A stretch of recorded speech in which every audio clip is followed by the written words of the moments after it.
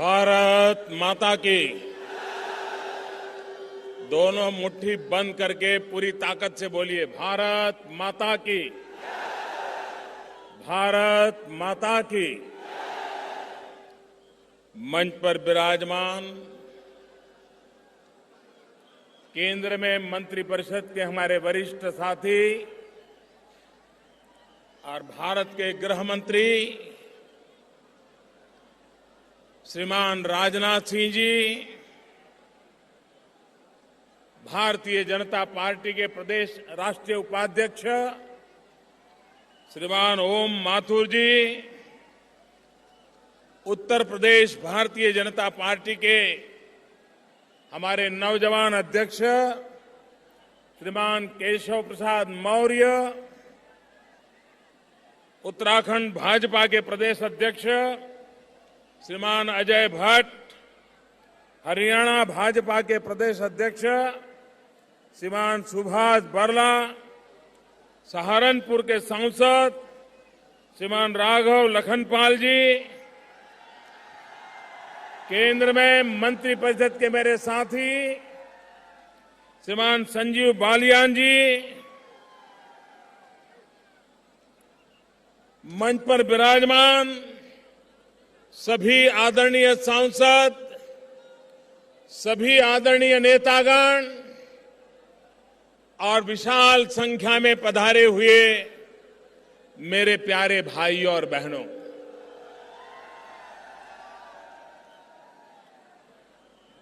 मैं उत्तर प्रदेश वाला हूं, उत्तर प्रदेश का सांसद हूं और उत्तर प्रदेश के सांसद के नाते मेरा स्वाभाविक मन करता है आप सबके आशीर्वाद प्राप्त करने का और जिस उमंग और उत्साह के साथ ये जन सैलाब मैं मेरे सामने देख रहा हूं,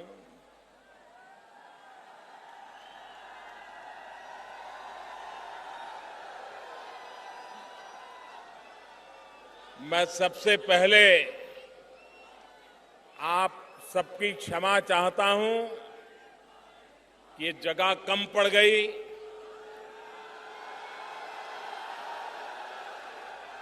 जितने अंदर है उससे भी ज्यादा बाहर धूप में तप रहे हैं। ऐसी चमचमाती धूप में भी आप मुझे आशीर्वाद देने आए, ये मेरा सौभाग्य है। मैं आपका बहुत बहुत फिर से आभार व्यक्त करता हूं।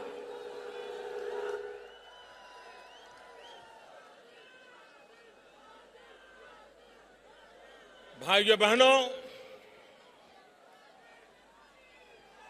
आज मैं आपके सामने उस समय आया हूं, करीब इसी समय 2 साल पहले दिल्ली के राष्ट्रपति भवन के प्रांगण में हम सब शपथ ले रहे थे। जिस समय हम 2 साल पहले वहां शपथ ले रहे थे, उसी समय में आज मेरे देशवासियों को मेरे काम का हिसाब देने के लिए आया।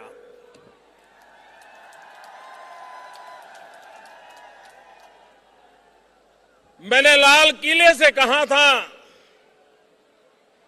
प्रधानमंत्री ये व्यवस्था है, लेकिन प्रधान सेवक ये मेरा दायित्व है, ये मेरी जिम्मेवारी है और मैं एक प्रधान सेवक के रूप में 125 करोड़ देशवासियों की सेवा करने का निरंतर प्रयास करता रहा हूं। मेरे प्यारे देशवासियों,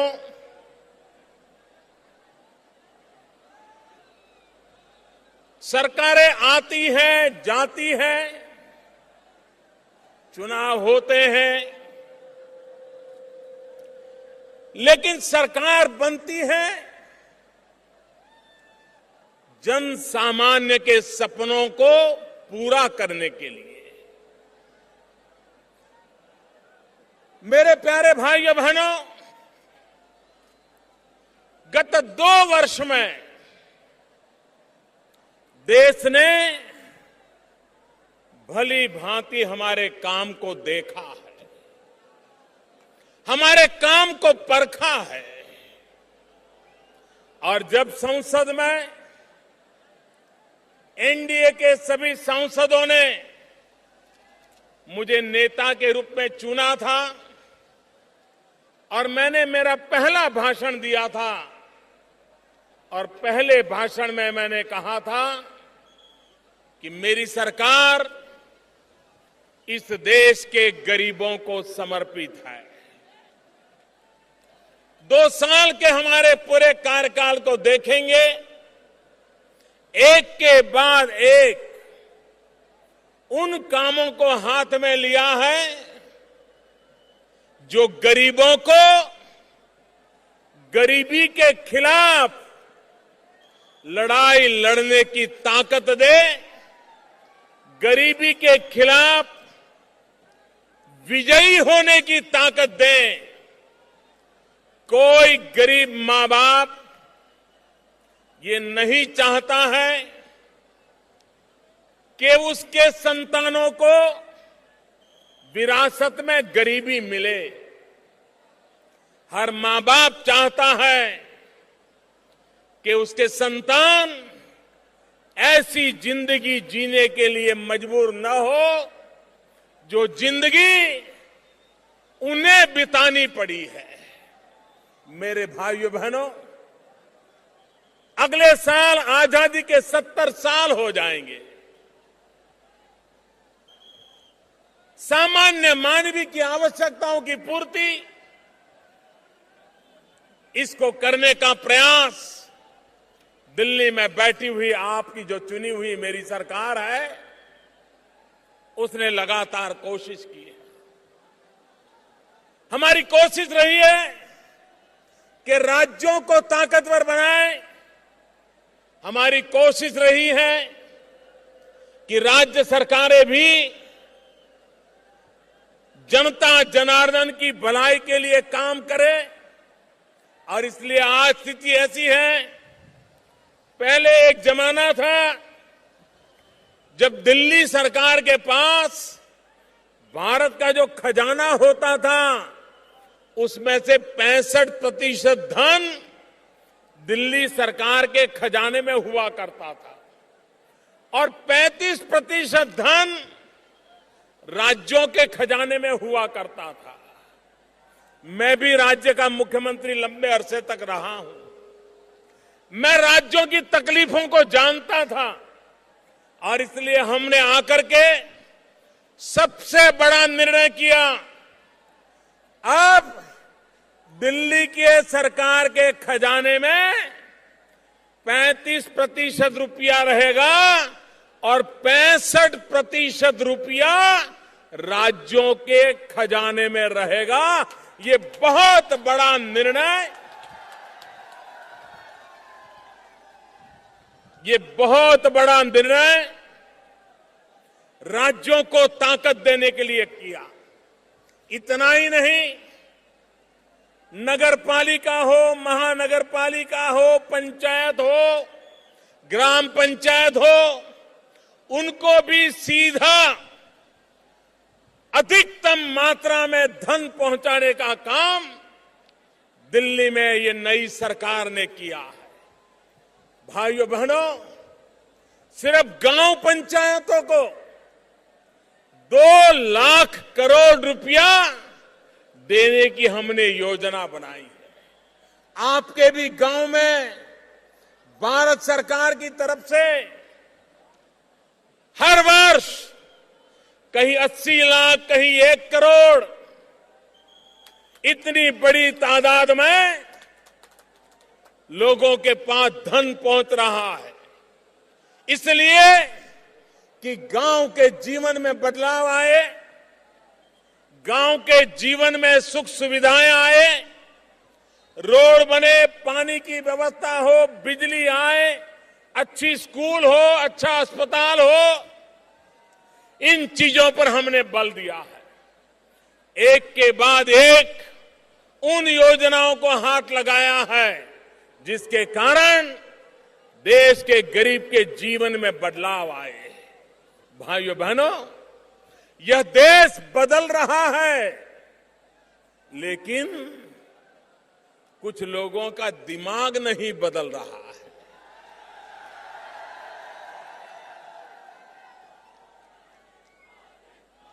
भाइयों बहनों,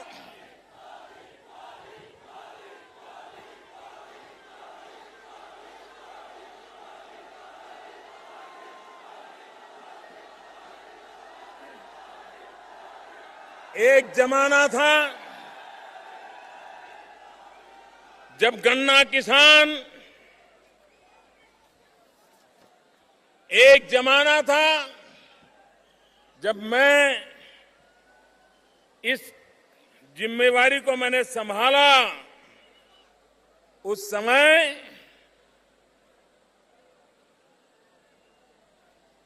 14,000 करोड़ रुपया गन्ना किसानों का बकाया था। न शुगर मिल को गन्ना किसानों की चिंता थी, न राज्य सरकारों को चिंता थी। गन्ना किसानों को हमेशा ताकत मिले, ऐसी योजना बनाने के लिए पहले कभी किसी सरकार को चिंता नहीं थी। वो टुकड़े फेंकते थे, समय निकालते थे और किसान बेचारा उनके इंतजार में रहता था कि चलो इस बार शुगर मिल का कुछ अच्छा हो जाएगा तो भुगतान हो जाएगी। लेकिन स्थायी रूप से उस समस्या का समाधान करने के लिए प्रयास नहीं होता था।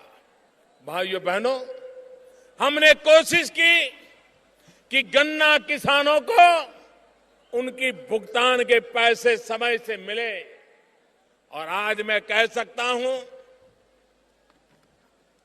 बहुत बड़ी मात्रा में ये पुरानी भुगतान का काम हमने अलग अलग योजनाओं के द्वारा करवाया। अब कोई 700-800 करोड़ रुपया अभी भी भुगतान का बाकी है। मैं राज्य सरकार को आग्रह करता हूं और मैं शुगर मिलों को चेतावनी देता हूं,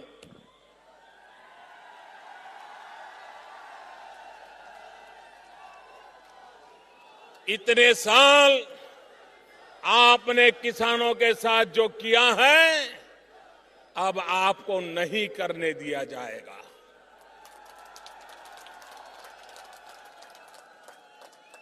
सरकार ने ऐसी नीतियां बनाई हैं कि आप अगर ईमानदारी से शुगर मिल को चलाएं तो गन्ना किसानों का कोई भुगतान बाकी रहने की जरूरत नहीं है।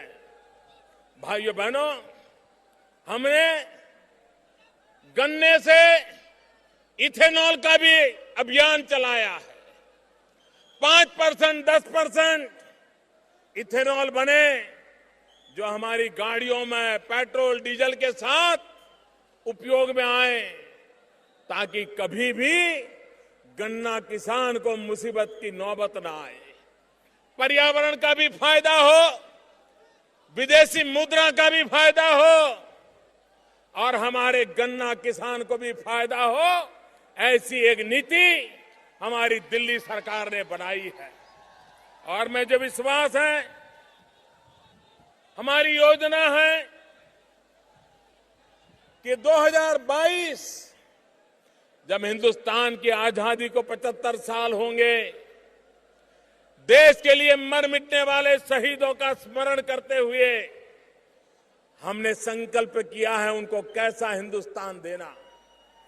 2022 तक हम गांव, गरीब किसान के लिए उन नीतियों को आगे बढ़ाना चाहते हैं ताकि हमारे किसान की आय 2022 आते आते 2 गुना हो जाए, डबल हो जाए। ये काम हमने तय किया। और ये सिर्फ नारा नहीं है मेरे भाइयों बहनों, हमने पहला काम उठाया है। इस धरती मां की चिंता करना, हमारी जमीन बर्बाद हो चुकी है। वैज्ञानिक तरीके से जमीन का रख रखाव जरूरी है और इसलिए हमने सॉइल हेल्थ कार्ड की योजना के द्वारा देश के करोड़ों करोड़ों किसानों को सॉइल हेल्थ कार्ड देने का अभियान चलाया है। इससे किसान को पता चलेगा कि उसकी जमीन में क्या अच्छाई है, उसकी जमीन में क्या कमी है, उसकी जमीन में क्या बुराई है और क्या करे, कौन सी दवाई का उपयोग करे, कौन से खाद का उपयोग करे, कौन सी फसल बोए ताकि उसकी जमीन भी बचे और किसान को अच्छी फसल भी मिले। उस पर हमने काम आगे बढ़ाया है। हमने एक बड़ा सपना देखा है। प्रधानमंत्री कृषि सिंचाई योजना के द्वारा हमारे देश का किसान है, अगर उसको पानी मिल जाए तो वो मिट्टी में से भी सोना पैदा कर सकता है। मिट्टी में से सोना। देश के किसानों को पानी मिले। अभी मैंने जिन राज्यों में पानी का संकट है उन राज्य के मुख्यमंत्रियों के साथ घंटों तक बातचीत की और एक एक जिले का किसान के खेत तक पानी कैसे पहुंचे उसकी योजना बनाने की दिशा में आगे बढ़ रहा हूं। लेकिन मेरा सभी से आग्रह है, देशवासियों से आग्रह है कि हम इस बारिश में जितना पानी बचा सकते हैं बचाएं। खेत का पानी खेत में रहे, गांव का पानी गांव में रहे और अगर हमारे पानी के स्तर ऊपर आते हैं तो हमारे किसान को कोई भी प्राकृतिक संकट से जूझने की एक नई ताकत मिलती है। हमने आपदा के समय किसानों को जो राहत मिलती थी उसमें बहुत बड़ा परिवर्तन किया। पहले अगर आधी फसल खराब होती थी तो उसको मुआवजा देने का हकदार माना जाता था।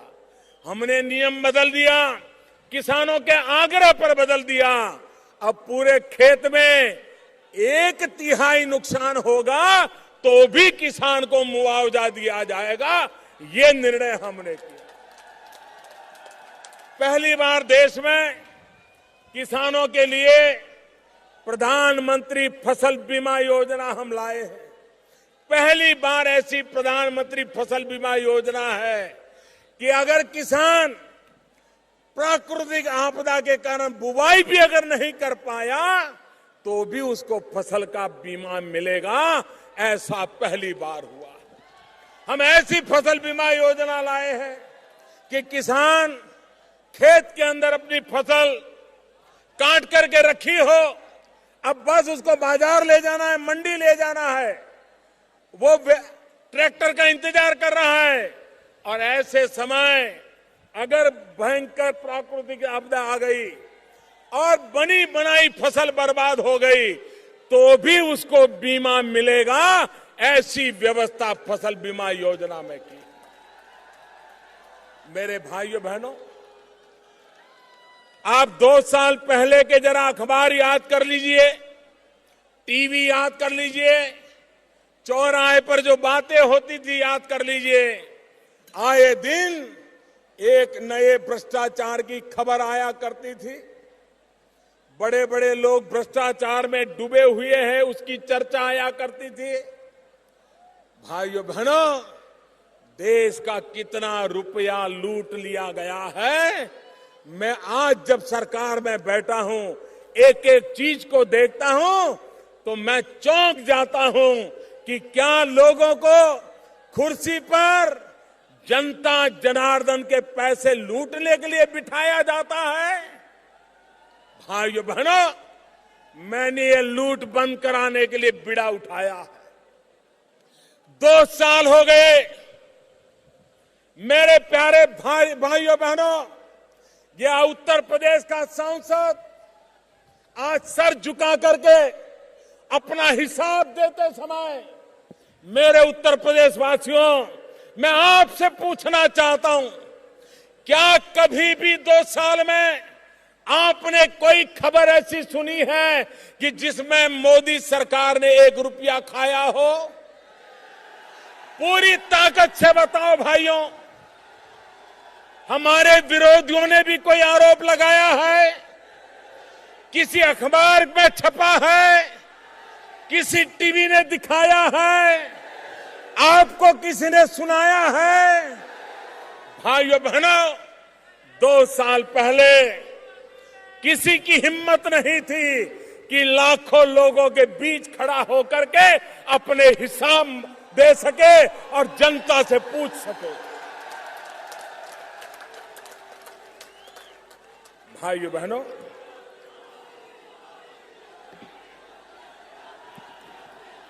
आपको हैरानी होगी,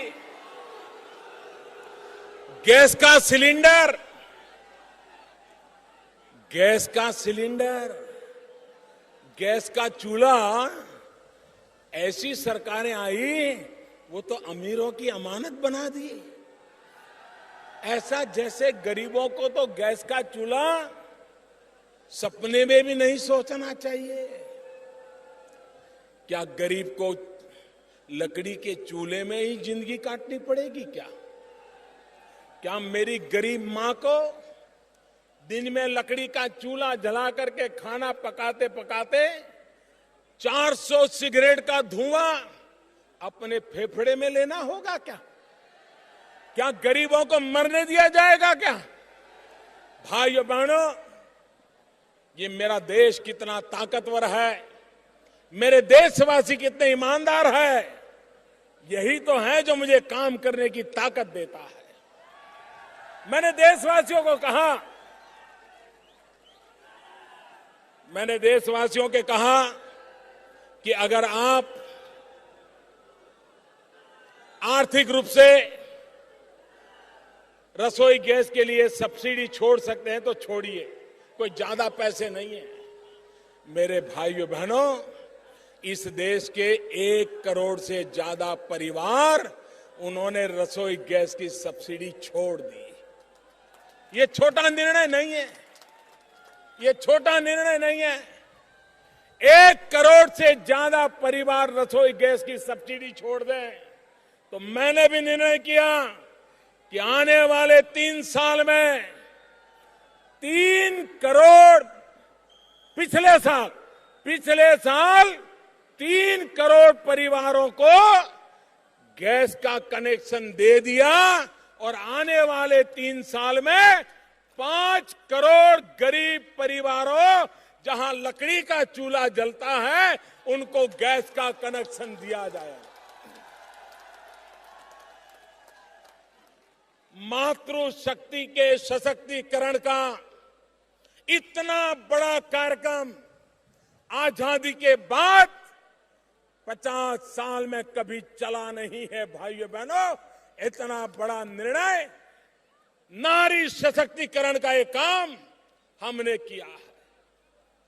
आप मुझे बताइए, सरकार समाज की भी चिंता करनी पड़ती है।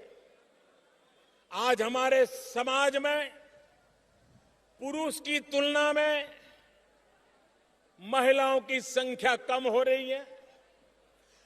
बेटे जितने पैदा होते हैं, बेटियां कम पैदा होती हैं, क्योंकि बेटियों को मां के गर्भ में ही मार दिया जाता है।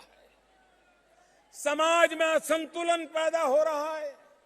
अगर 1000 बेटे पैदा होते हैं, 1000 बेटियां पैदा नहीं होगी तो समाज का हाल क्या होगा, इसका आप अंदाज लगा सकते हैं। और इसलिए हमने अभियान चलाया है, बेटी बचाओ बेटी पढ़ाओ। भाइयों बहनों,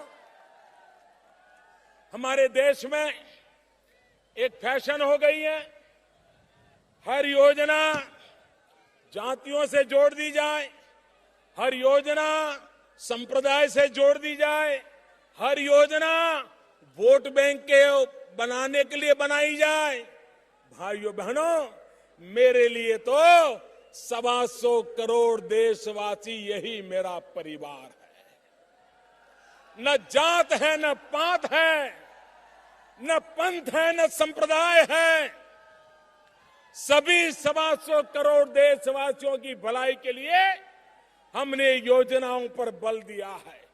और इसलिए जब मैं बेटी बचाओ की बात करता हूं, जब मैं बेटी पढ़ाओ की बात करता हूं, तो सभी 125 करोड़ देशवासियों के लिए करता हूं, हर परिवार के लिए करता हूं, हर संप्रदाय की बेटी के लिए करता हूं, हर जाति की बेटी के लिए करता हूं, हर बिरादरी की बेटी के लिए करता हूं। जब तक समाज की सभी बेटियां ताकतवर नहीं होगी, ये मेरी भारत माता ताकतवर नहीं होगी। और इसलिए मेरे भाइयों बहनों, पिछले 2 साल में बेटी बचाओ बेटी पढ़ाओ इसका एक बहुत बड़ा अभियान चलाया है। आज गांव में जाएं तो लोग कहते हैं, साहब हमारे गांव में भी जरा पक्की सड़क हो जाए। गांव में पक्की सड़क की मांग रहती है। आज मुझे दुख के साथ कहना है,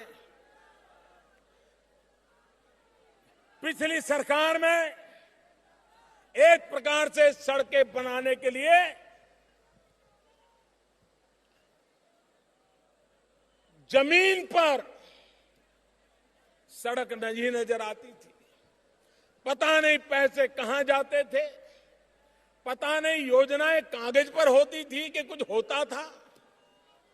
आज मैं 2 साल के भीतर भीतर आपको कहता हूं कि पिछली सरकार में एक दिन में जितने किलोमीटर रोड बनते थे, इस सरकार में एक दिन में उससे डबल रोड बनते हैं, डबल रोड बनते हैं। मैंने तय किया है हिंदुस्तान के गांवों को पक्की सड़क से जोड़ना। बहुत तेजी से काम आगे बढ़ाया है और रोड के काम के लिए सबसे ज्यादा बजट का आवंटन भी किया है। भाइयों बहनों, 21वीं सदी में जब कोई सुने कि भारत 18,000 गांव ऐसे हैं कि जहां बिजली का खंभा भी नहीं लगा है, कितनी शर्मिंदगी महसूस होती है। आजादी के 70 साल होने आए हो और गांव में बिजली का खंभा न पहुंचा हो, तो भाइयों बहनों, मुझ जैसे व्यक्ति को पीड़ा होना बड़ा स्वाभाविक है। और इसलिए मैंने बीड़ा उठाया कि मुझे गांवों में बिजली पहुंचानी है। और मैंने सरकारी अब दफ्तर में अधिकारियों से कहा, 1000 दिन में समय पक्का करके दिया है। और बहुत लोग हैं जो मेरा बराबर हिसाब देख रहे हैं कि मोदी जो कह रहा है हो रहा है कि नहीं हो रहा है। और कहीं से कोई गलत खबर आ जाए तो 24 घंटे टीवी पर चलता है कि मोदी ने उस गांव में बिजली पहुंचाने के लिए कहा था, लेकिन अभी बिजली पहुंची नहीं, सिर्फ खंभे पहुंचे हैं। इतना बारीकी से मेरे काम को देखा जाता है और मैं इसका स्वागत करता हूं। सरकार का पल पल का हिसाब होना चाहिए, सरकार का पाई पाई का हिसाब होना चाहिए। ये सरकार जनता के लिए होती है, जनता की भलाई के लिए होती है। और इसलिए भाइयों बहनों, 1000 दिन में अभी तो 300 दिन हुए हैं, लेकिन मुझे खुशी है कि 18,000 गांव में से 7,000 गांव में बिजली चालू हो गई। सबसे ज्यादा गांव उत्तर प्रदेश के अंधेरे में थे। बहुत ही जल्द उत्तर प्रदेश के सभी गांवों में बिजली पहुंचाने का काम मैं पूरा करके रहूंगा। मेरे भाइयों बहनों, ये काम मैंने उठाया है। हमारा देश का नौजवान, उसे रोजगार मिलना चाहिए। नौजवान को काम करने का अवसर मिलना चाहिए। हमने एक प्रधानमंत्री मुद्रा योजना लाए। हमारी इच्छा है कि जो समाज के गरीब तबके के लोग हैं, एससी हो, एसटी हो, ओबीसी हो, छोटा छोटा काम करते हो, कोई धोबी हो, कोई नाई हो, कोई अखबार बेचता हो, कोई दूध बेचता हो, छोटा छोटा कारोबार करने वाले लोग, उनको बैंक वाले पैसे ही नहीं देते थे। बेचारों ने बैंक कभी देखी नहीं थी, और बैंक में जाएं तो ऐसे नियम बताते थे कि वो बेचारा पैसे ले ही नहीं पाता था। ये बैंक गरीबों के काम आनी चाहिए कि नहीं आनी चाहिए भाइयों? ये बैंक गरीबों के काम आनी चाहिए कि नहीं आनी चाहिए? ये बैंक गरीबों के काम आनी चाहिए कि नहीं आनी चाहिए? हमने नियम बनाया, प्रधानमंत्री मुद्रा योजना, और हमने कहा ये छोटे छोटे लोग कारोबार चलाते हैं, अगर उनको पैसे चाहिए तो साहूकार के यहां से नहीं जाना पड़े, बड़ा ज्यादा ब्याज न देना पड़े, उसको अगर पैसे बैंक से मिल जाएं तो उसकी जिंदगी बदल जाएगी। और भाइयों बहनों, मुझे खुशी है, योजना शुरू की इस वर्ष अब तक करीब करीब 3.25 करोड़ परिवारों को 1.25 लाख करोड़ से ज्यादा पैसे उनको दे दिए गए, बिना गारंटी दे दिए गए, और उनको कहा आप साहूकार से मुक्त हो जाइए, अपने कारोबार को बढ़ाइए, और एक आध दो नौजवान को रोजगार भी दे दीजिए। गरीब की ताकत कैसे बढ़ाई जाती है, ये हमने करके दिखाया है। हम प्रधानमंत्री जनधन योजना लाए। प्रधानमंत्री जनधन योजना से हमने गरीब से गरीब व्यक्ति को बैंक के खाते से जोड़ दिया, और उसको रुपए कार्ड दिया। रुपए कार्ड, ये रुपए कार्ड की ताकत ये है कि गरीब के परिवार में अगर कोई अकस्मात हो गया, कोई मुसीबत आ गई, तो 2 लाख रुपए का बीमा उसको तुरंत मिल जाएगा। 2 लाख रुपए का बीमा मिल जाएगा। भाई, गरीब ने कभी सोचा था कि उसके परिवार में मुसीबत आए? भाइयों बहनों, मैं एक स्वच्छता का अभियान चलाता हूं, और मैं देशवासियों का आभारी हूं, मीडिया का आभारी हूं, सामाजिक संस्थाओं का आभारी हूं, और खास करके युवा पीढ़ी का आभारी हूं। उन्होंने स्वच्छता के अभियान को अपना कार्यक्रम बना लिया है। चारों तरफ घर में जाओ तो छोटा बच्चा भी अगर कोई कूड़ा कचरा फेंकता है तो टोकता है, देखिए मोदी जी ने कहा है कचरा यहां मत फेंको। ये स्वच्छता का अभियान किसके लिए है? ये स्वच्छता का अभियान अमीरों के लिए नहीं है। ये स्वच्छता का अभियान गरीबों के लिए है, ताकि गरीब बीमार होता है तो 2-4 दिन बीमार रहा है तो उसका रोजगार बंद हो जाता है। अगर गंदगी है और बीमारी आती है तो गरीब परिवार को साल में एक एक व्यक्ति के पीछे औसत 7,000 रुपए का खर्चा होता है।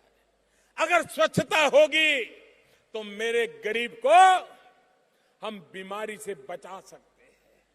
मैंने डॉक्टरों से प्रार्थना की है, प्राइवेट डॉक्टरों से प्रार्थना की है, और मैं आज दोबारा दोहराना चाहता हूं, यहां भी जो डॉक्टर मित्र हैं, एमएलए एमपी है, वो अपने इलाके में डॉक्टरों को समझाएं। क्या मेरे डॉक्टर मित्र एक काम कर सकते हैं क्या? हर महीने 9 तारीख को, हर महीने की 9 तारीख कोई भी गरीब प्रसूता माता अगर उनके यहां आती है तो मुफ्त में उसका देखभाल करेंगे, उसकी जांच करेंगे, दवाइयां देंगे। हमारी गरीब माताएं प्रसूति के समय कभी कभी अकाल मृत्यु हो जाती है। अगर हमारे डॉक्टर 12 महीने में 12 दिन दे दें, हर महीने की 9 तारीख, कोई डॉक्टर को ज्यादा नुकसान नहीं होगा।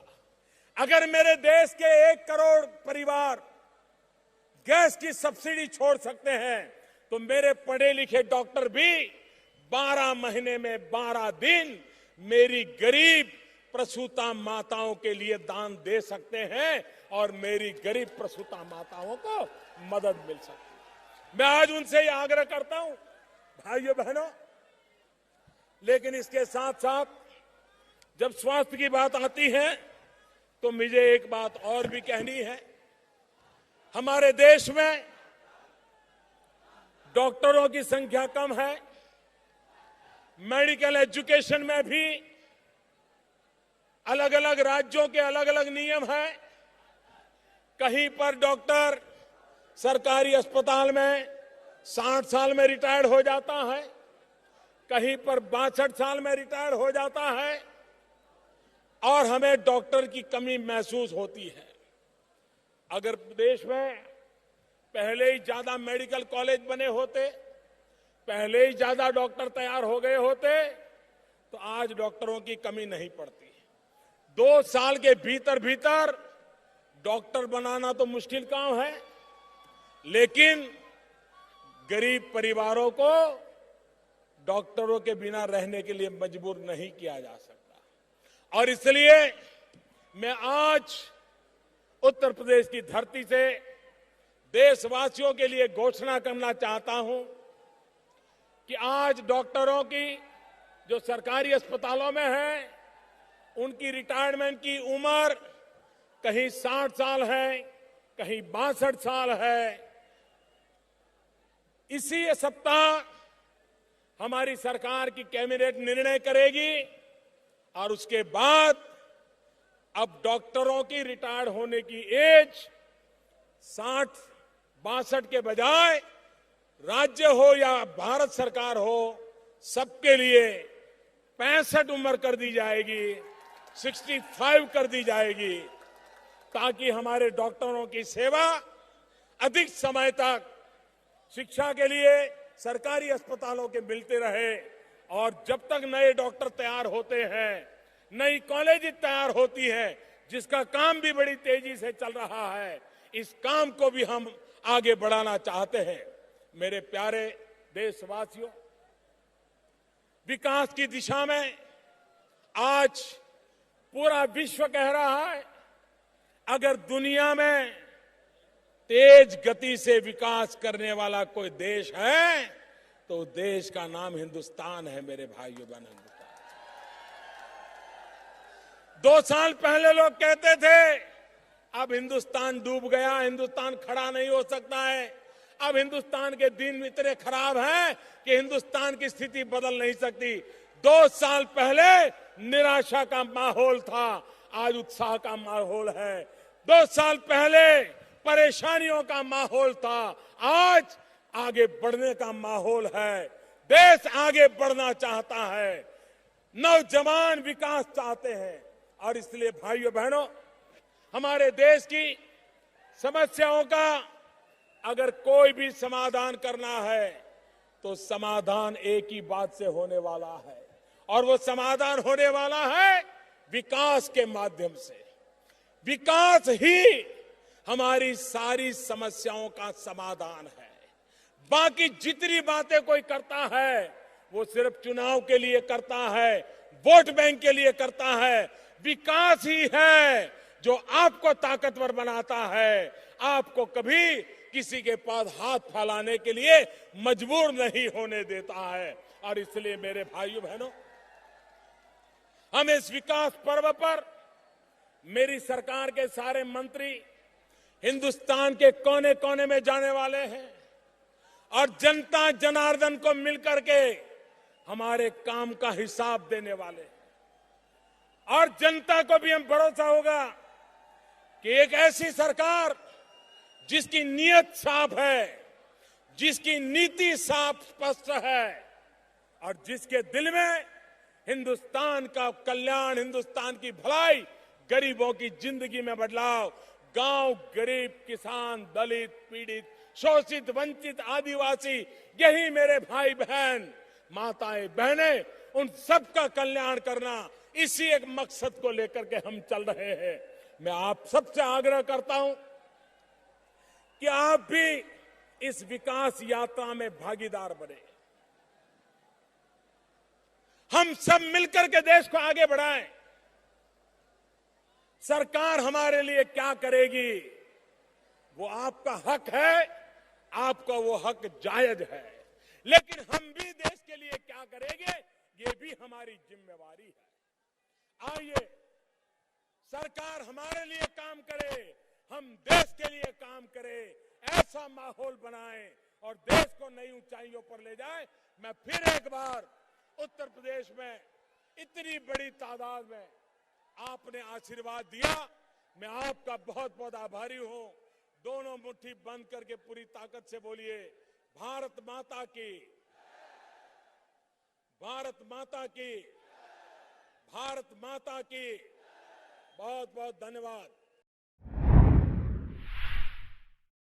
ਆਪ ਜੀ ਦੇਖ ਰਹੇ ਹੋ ਪਟਿਆਲਾ ਟੀਵੀ। ਪਟਿਆਲਾ ਟੀਵੀ ਜੋੜੇ ਆਪ ਜੀ ਨੂੰ ਸੋਹਣੇ ਪੰਜਾਬ ਅਤੇ ਦੇਸ਼ ਨਾਲ।